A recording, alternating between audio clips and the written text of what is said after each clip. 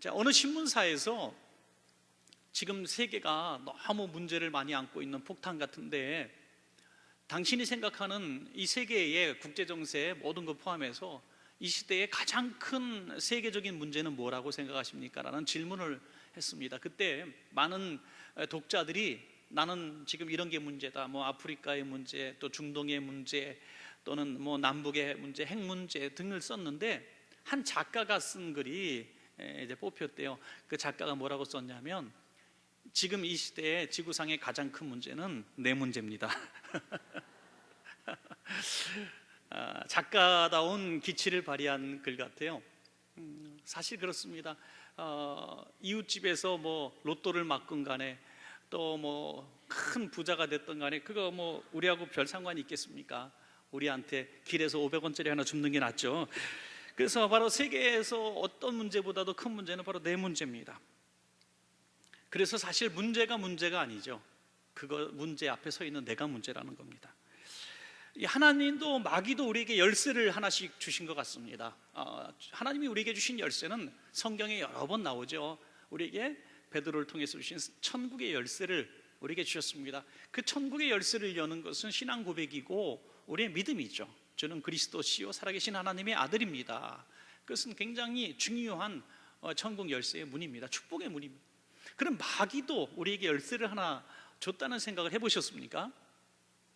마귀는 하나님과 정반대로 생각하면 되겠죠. 마귀는 하나님이 우리를 천국으로 인도하는 믿음의 열쇠를 주셨다면, 마귀는 지옥으로 인도하는 바로 낙심의 열쇠를 줬다는 거죠. 불신의 열쇠, 낙심의 열쇠를 줬다는 거예요. 어떤 문제 앞에 섰을 때 믿음의 열쇠를 가진 사람은 그 문제를 믿음으로 돌려서 천국, 하나님의 응답으로 인도하게 되고, 마귀가 준 열쇠를 돌리는 사람은 낙심하게 되고 불신하게 돼서 결국은 지옥으로, 응답이 없는 그 멸망으로 떨어진다는 거예요. 성경의 모든 하나님의 사람들과 또 하나님을 대적하고 불신하고 멸망으로 갔던 사람들의 이 이야기들을 한번 이 간단한 프레임 속에 한번 넣어보시기 바랍니다. 간단한 프레임 속에 열쇠를 두 개가 있는데, 둘 중에 뭘 선택했느냐에 따라서 응답과 축복이 있었고 바로 실패와 저주가 있었다는 거예요. 그러니까 문제가 아니라는 거예요. 동일하게 문제 앞에 서 있었다는 겁니다. 문제를 어떤 키를 가지고 돌렸느냐가 바로 축복이냐 멸망이냐, 선택은 그 각자에게 있었다는 겁니다. 가데스 바네 얘기는 너무너무 많이 들은 얘기 아닙니까? 똑같이 정탐을 한 12정탐꾼의 똑같은 보고를 듣고 10명은 부정적인 키를 잡았고, 백성들은 그 키 잡은 사람들을 따랐고요. 여호수아와 갈렙만은 이 믿음의 열쇠를 들고 있었기 때문에 두 사람은 가나안에 들어갔고, 나머지 모든 백성은 광야에서 엎드려 죽고 말았다는 것입니다. 큰 산과 같은 문제가 우리 앞에 있는 것이 문제가 아니라, 이 산 같은 문제 앞에서 어떤 키를 갖고 있느냐, 이 문제의 해결키를 어떤 것을 돌릴 것이냐, 오늘 이것이 문제인 것입니다. 사랑하는 여러분, 오늘 큰 문제 앞에 서 있습니까? 그 문제 때문에 기도하러 오셨어요. 기도하러 오셨습니다. 견딜 수 없어서 이 문제를 기도 아니면 풀 수 없기 때문에 오셨습니다. 자, 그러면 문제의 크기가 크면 더 많이 기도해야 되고, 문제가 작으면 조금만 기도하면 갑니까? 조그만 문제면 조금만 기도하고 조금만 믿음이면 될 것 같고, 큰 문제는 아주 큰 믿음이 있어야 될 것 같습니까? 아니라는 거예요. 큰 문제나 작은 문제나 똑같이 문제입니다. 문제 해결 방법은 둘 중에 하나라는 것이죠. 낙심은 당연한 마음 같지만 마귀가 주는, 우리 편인 것처럼 다가오는 마귀의 전략이라고 하는 것입니다. 오늘 유다 백성들 앞에 있는 큰 산과 같은 문제 앞에서 그들이 어떻게 이 문제를 처리했는가, 오늘 그것을 통해서 교훈을 얻도록 하겠습니다. 바벨론은 남유다를 침공했죠. 침공해서 이제 아수르는 북이스라엘을 공격해서 멸망시키고, 이제 바벨론은 이제 이 남유다를 침공해서 유다를 멸망시킵니다. 근근히 버티던, 그래도 하나님을 섬기는 신실한 왕들이 몇 명이 있었던 유다였지만 그렇게 크게 차이 나지 않고 그 멸망을 당해서 바벨론으로 끌려가서 70년 포로 생활을 하게 됩니다. 그리고 약속하신 하나님의 징계의 손이 거두어지고 다시 귀환하게 됐을 때 어느 스룹바벨도 이 귀한 지도자 중에 한 사람이죠. 이스라엘 백성들이, 이제 유다 백성들이 이제 페르시아의 덕을 본 겁니다. 이제 바벨론이 멸망을 당하고 이제 고국으로 돌아갈 길들이 열려서 이제 세 차례에 걸쳐서 한 10만 정도 사람이 돌아가게 돼요. 그러니까 적은 숫자죠. 그 중에 한 지도자가 바로 스룹바벨, 귀한 지도자입니다. 이 스룹바벨이 가서 이제 성전을 재건하는 것이 가장 큰 이제 업적이었는데, 이 성전을 재건할 때 그에게는 세 가지 문제가 있었어요. 가장 큰 문제는 이 아무 인프라가 없는 고국으로 돌아온 것이죠. 짐승떼가 있고 폐허가 되고 아무것도 없는, 이거 가장 큰 경제적인 고통이었습니다. 먹을 것이 없었습니다. 농사를 당장 짓는다고 내일 갑자기 음식이 생기는 건 아니죠. 오늘같이 이 세계적인 무역이 되는 때 같으면 이제 뭐 이렇게 수입을 한다든지 또 이렇게 좀 하면 되겠지만, 그 당시에 그런 게 어디 있습니까? 그러니까 그냥 근근히 먹고 살 수 있는 양식을 구걸하며 다니면서 아마 했지 않았을까 생각이 됩니다. 농사를 져도 뭐 당장 나오는 게 아니겠죠. 두 번째는 그 주변에 있는 사람들이 조롱하는 겁니다. 야, 니네가 뭘 하려고 왔니? 나라도 잃어버린 백성들이 뭐 몇만씩 와가지고 뭐 어떻게 하겠다는 거야? 하면서 조롱합니다. 그 주변에 있는 사람들은 다 자리 잡고 사는 사람들이죠. 그래서 계속해서 조롱합니다. 세 번째는 침략이에요. 이제 조롱 정도가 아니라 공격하고 침략하는 겁니다. 그래서 끊임없이 약탈해가고, 그래서 이 백성들에게 여러 가지 고충이 있었습니다. 그 공사를 할 때 공사에 전념할 수가 없어서 한 손에는 칼을 들고 한 손에는 벽돌을 들고 집을 짓는 이런 삼중고에 시달렸던 것이 당시의 상황입니다. 오늘 그 부분 가운데서 오늘 함께 읽으신 부분은 가장 이 두 번째의 문제가 가장 그들의 마음을 아프게 한 것입니다. 뭡니까? 조롱이었습니다. 야, 니네 하나님을 섬긴다고 하더니 겨우 이거냐? 하나님을 섬긴다고 하더니 이 정도밖에 되지 않아? 하면서 조롱하는 것이 가장 큰 문제였습니다. 그들 앞에서 스룹바벨이 어떻게 나가는가 하는 것을 보여주게 되죠. 스가랴서 4장 6절에 보니까 이런 말씀이 있습니다. 만군의 여호와께서 말씀하시되 이는 힘으로 되지 아니하며 능력으로 되지 아니하고 오직 나의 영으로 되느니라 라는 말씀이십니다. 여러분, 힘과 능, 그냥 무력 같은 거죠.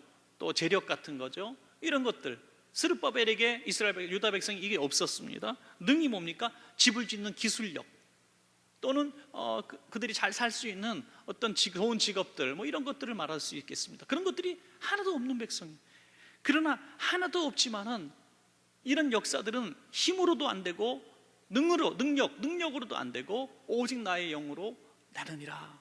저는 이렇게 생각이 되어집니다. 오늘 우리 큰 문제 앞에 섰을 때 조금 내가 힘도 있고 내가 능력도 조금 있을 때 더 문제라는 사실을 깨닫습니다.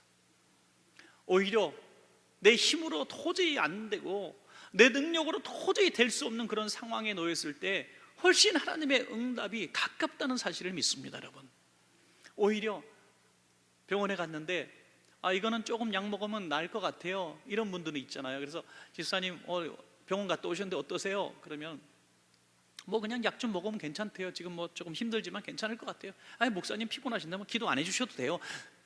이런 분들 있을 수 있습니다. 저도 그럴 수 있고요. 그런데 그렇게 하는 모습이 있고요. 또 한편은 병원에 갔는데 방법이 없습니다. 당신은 길이 없습니다. 그냥 운명으로 받아들이십시오, 뭐 이렇게 나갈 때, 길이 없을 때 집사님 병원에 갔다 오셨는데 어떻습니까? 라고 물어보면 눈물부터 흘릴 거 아니겠습니까? 방법이 없대요. 의술로 현대의학으로는 방법이 없대요. 그때 우리는 오직 나의 영으로 되느니라, 오직 하나님께 매달릴 수 있는 길을 우리가 찾게 되는 것입니다.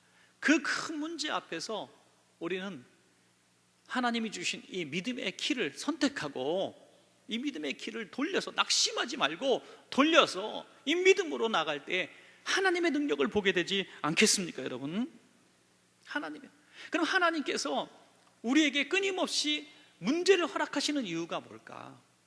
문제를 허락하시는 이유는 문제를 어떻게 다스리는가 보자는 거죠.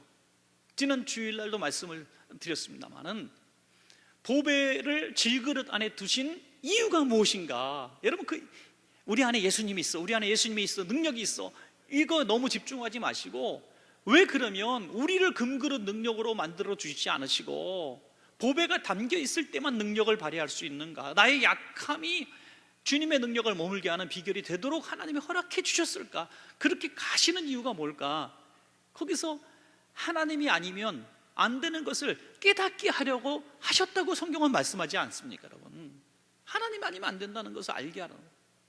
그 능력의 힘이 큰 것이 우리에게 있지 않냐고 이 보배이신 예수 그리스도께 있음을 알게 하려 하심이라, 이렇게 말씀하고 있습니다. 그러므로 우리 큰 산과 같은 문제를 자꾸 허락하시고 주실 때 낙심하고 절망하지 마시고, 하나님 이건 내 능력으로 풀 수 없으니 하나님의 영으로 좀 풀어주십시오. 하나님이 이 문제를 허락하신 것은 하나님이 해결하실 수밖에 없기 때문에 하나님이 해결해 주실 줄로 믿습니다. 이렇게 말씀하고 도전하시길 바랍니다, 여러분. 하나님의 징계의 이유, 끊임없이 징계가 떠나가지 않고 문제가 지속되는 이유는 뭡니까? 내 힘으로 해보려고 하니까, 내 능력으로 해보려고 하니까 이 문제가 풀리지 않는다고 성경은 말씀하고 있습니다. 스가랴 선지자는 내 힘으로도 안 되고 내 능력으로 안 된다, 오직 여호와 하나님의 힘으로만 된다고 오늘 성경은 말씀하고 있어요. 이스라엘을 끊임없이 괴롭혔던 이 주변국들, 바벨론, 아수르, 블레셋, 에돔, 수많은 주변국들이 있지 않습니까? 이 수많은 주변국들을 우리는 어떤 방법으로 대처할 방법이 없는 거예요. 오늘 본문에 그러나 이 귀한 말씀이 나오잖아요. 7절에 보니까 큰 산아 내가 무엇이냐, 내가 스룹바벨 앞에서 평지가 되리라. 할렐루야. 그 거대한 문제, 큰 산과 같은 대적들, 그 모든 대적들이 평지처럼 평평하게 될 것이다. 우리를 조롱하고 멸시하던 세력들이 평평하게 될 것이다. 여러분, 우리가 좀 경제적으로 어려운 분들이 있습니까? 경제적으로 어려운 것이 주님의 뜻이 허락되신 뜻일 수도 있겠지만, 한평생 그렇게 우리는 무조건 어려울 거야, 우리 자손도 어려울 거야, 대대로 어려울 거야, 이렇게 낙심하지 마시고 그 수많은 축복받은 기적의 주인공들이 있지 않습니까? 그 책도 읽고 그런 어떤 기독교 텔레비전도 좀 보시면서, 하나님 우리도 정말 저렇게 물질로 복도 받고 하나님 영광 돌리고 싶습니다 라고 선포도 하고, 큰 산과 같은 질병이, 가난이, 또 어려움들이 떠나가서 평지처럼 평탄하게 될 것을 믿고 한번 입으로 선포해 보시기 바랍니다. 왜 못합니까, 여러분? 왜 못합니까? 우리는 옛날부터 그렇게 살아왔고 지금도 그렇게 살고 내일도 그렇게 살 수밖에 없다고 누가 그렇게 운명을 결정지었습니까? 오늘 이렇게 말씀하고 있어요. 그가 머릿돌을 내놓을 때 무리가 외치기를 은총이 그에게 있을지어다 하리라 하고 하셨고, 여호와 말씀이 또 내게 임하여 이르시되 스룹바벨의 손이 그 이 성전의 기초를 놓았은즉 그의 손이 또한 그 일을 마치리라 하셨하니 만군의 여호와께서 나를 너희에게 보내신 줄을 내가 알리라 하셨느니라.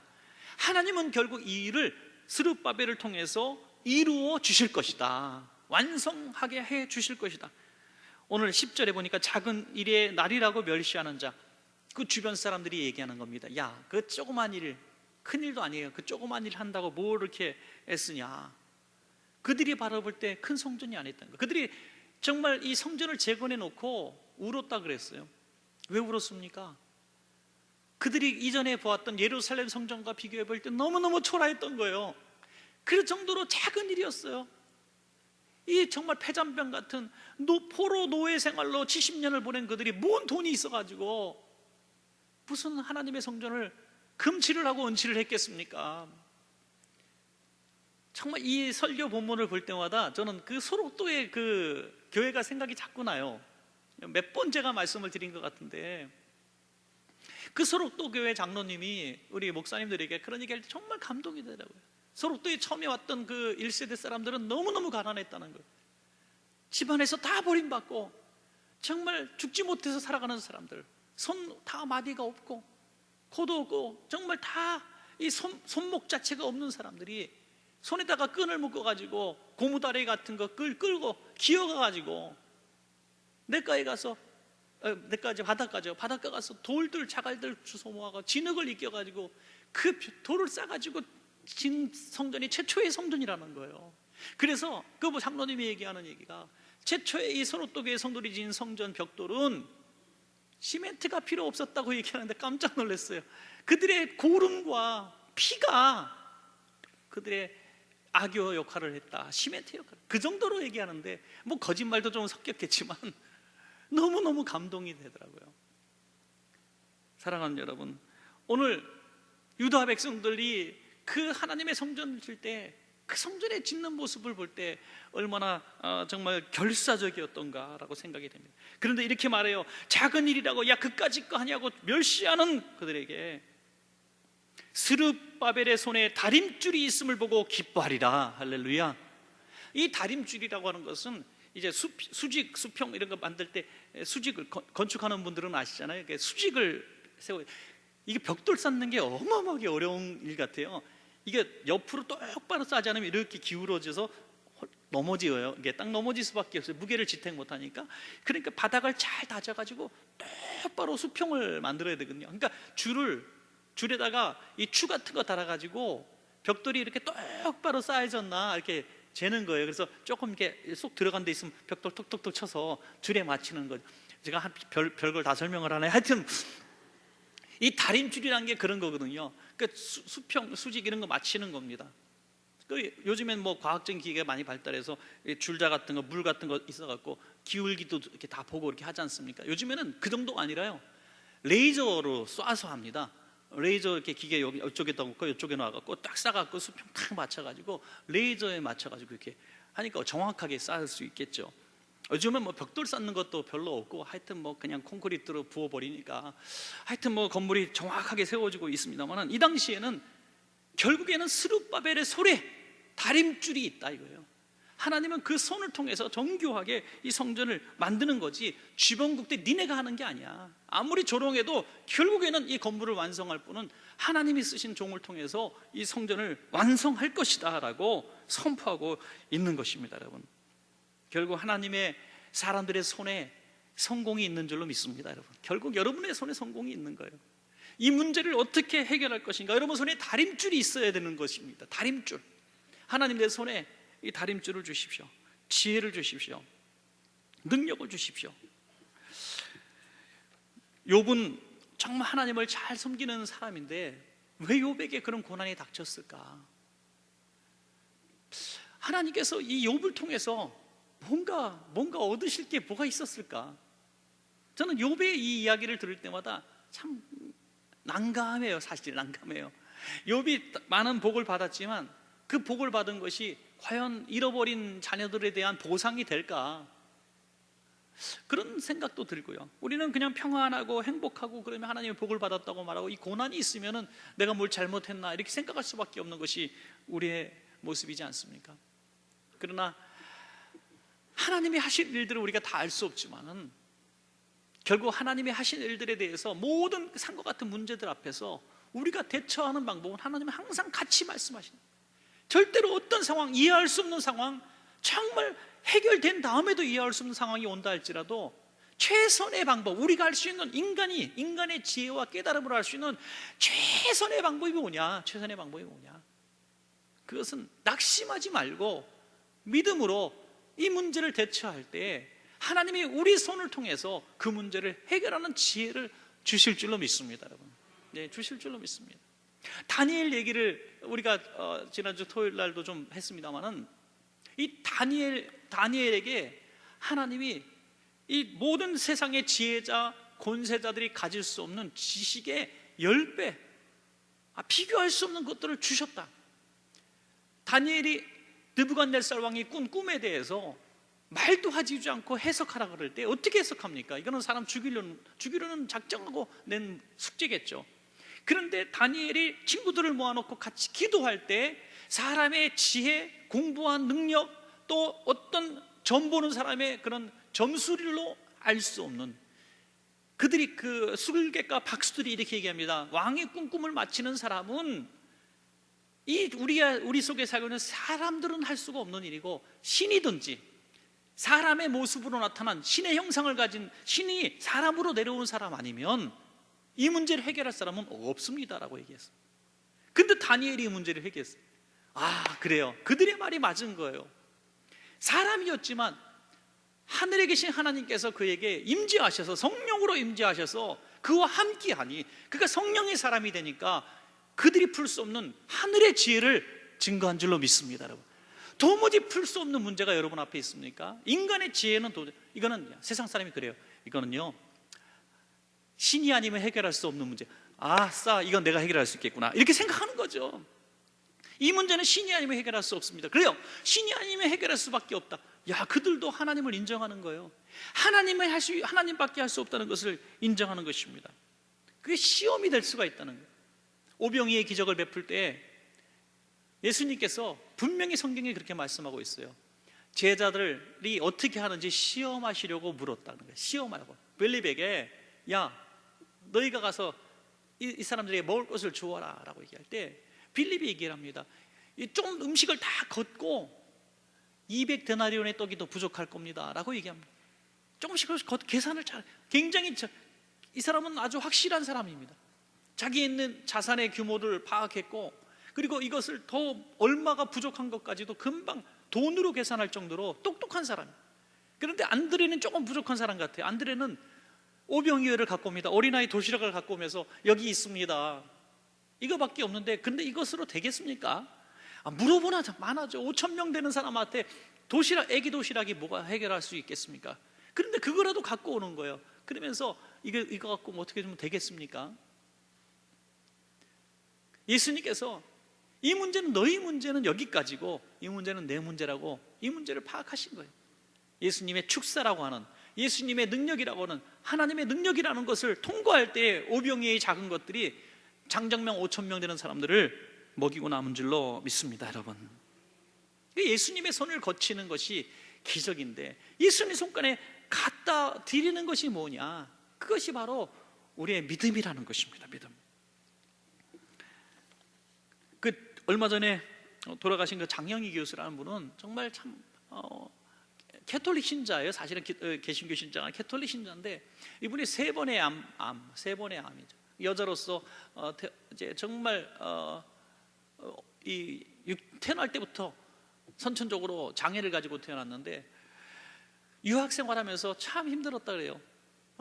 남들과 똑같이 공부하면서 굉장히 많이 힘들었고, 또 나중에 그 3번에 걸친 암으로 한 8년 9년 정도 암과 사투를 벌리다가 결국에는 이제 돌아가시고 말았는데, 그분이 외국에서 이제 논문을 한번 다 도난을 당했다는 것 같아요. 그래서 다 잃어버렸는데 정말 절망했다는 거예요. 절망적인 상황 가운데서 나름대로 신앙이니까 기도도 하고 하면서 이렇게 선포했대요. 그래, 그까진 논문 다시 쓰면 되지. 지금 내가 살아있는데 뭐, 이랬다는 거예요. 지금 내가 살아있는데 뭐 그까진 논문 다시 쓰면 되지. 왜? 그걸 그냥 삶에 대한 감사가 있었던 거예요. 삶에 대한 감사. 살아있는데 뭐, 내가 육체적 장애가 좀 있으면 어때? 살아있는데 뭐, 내가 암이 좀 있으면 어때? 살아있는데 뭐, 감사하면서 살아야지 하면서 긍정적인 신앙의 모습으로 계속 보여줬다는 것입니다. 얼마나 이 태도가 아름답고 멋있는지 알 수가 없습니다. 사랑하는 여러분, 하물며 저와 여러분, 지금도 살아 역사하시는 하나님을 믿는 저와 여러분들이 그 문제 앞에 소소한 인생의 수많은 걸림돌 같은 문제를 만날 때마다 아이고 죽겠습니다, 힘들어 못 살겠습니다, 이렇게 하지 마시고 살아있음에 감사하고, 지금 이 문제를 가지고 기도할 수 있음에 감사하고, 오늘 평일날 더구나 수요일 저녁에 와서 주님 앞에 찬양하고 기도할 수 있는 이 자리에 앉아 있음에 감사하고, 이 사실을 바라볼 때 하나님은 여러분들을 포기한 게 아니에요. 하나님 여러분들을 지금 불러주셨고 기도하게 하시고 좋은 날 보게 하실 겁니다. 우리 한번 이렇게 탁 주먹을 쥐고 따라해 보시죠. 낙심하지 말자. 살아있는데 뭐 좋은 날 볼 줄로 믿습니다. 할렐루야.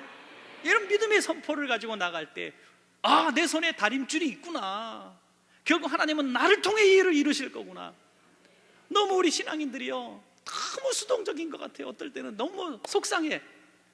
요즘 기도하고 있대요. 물질적으로 어려워. 무슨 기도를 하냐, 사장님이 월급 많이 올려달라고 해달 기도하고. 너무 수동적인 것 같아요. 너무. 우리 기도하고 있대. 무슨 기도하니? 거래처가 마음이 바뀌어가지고 우리를 택할 수 있도록 기도. 여러분, 수많은 거래처가 있고 수많은 사람들이 있고, 근데 왜 그 사장님만 바라봅니까? 왜 그 회사만 바라봅니까? 하나님의 방법은 상상할 수 없는 방법이고 우리의 인간의 지혜로 상상할 수 없는 길도 얼마든지 있는데 왜 한계를 그으십니까? 우리는 믿음으로 지혜를 달라고 기도하시고 믿음으로 도전하는데, 큰 문제든지 작은 문제든지 상관하지 말고 오직 같은 열쇠, 믿음을 가지고 낙심하지 않고 믿음의 열쇠를 들이밀면 하나님께서 그 문제를 해결해 주실 것이고, 그렇게 해결해 주셔야만 하나님이 하신 것을 인정하게 될 것입니다. 여러분, 절대로 거저되는 게 없어요. 자동으로 되는 게 없습니다. 습관적으로 우리는 너무 말로 많이 까먹는 것 같아요. 올해 제가 겨자씨의 꿈을 꾸는 교회 하면서 한 가지만 꼭 지키자, 2019년 한 가지만 꼭 변화되자는 게 있었어요. 뭡니까? 시작. 예, 입이에요. 말이에요. 주둥이. 입이에요. 말이 씨예요. 말이 씨. 아유, 투덜투덜. 우리가 닮지 말아야 될 만화의 인물 누구라고 그랬어요? 투도리 스머프. 예, 투도리 스머프 절대로 닮으면 안 되는 거예요. 막 투덜투덜 못 살겠다, 안 살겠다, 힘들다, 죽겠다. 왜 그렇게 해야 됩니까? 여러분, 오직 믿음의 입술로 심으십시오. 믿음으로 심고 믿음으로 선포하고 믿음으로 도전하는 것입니다.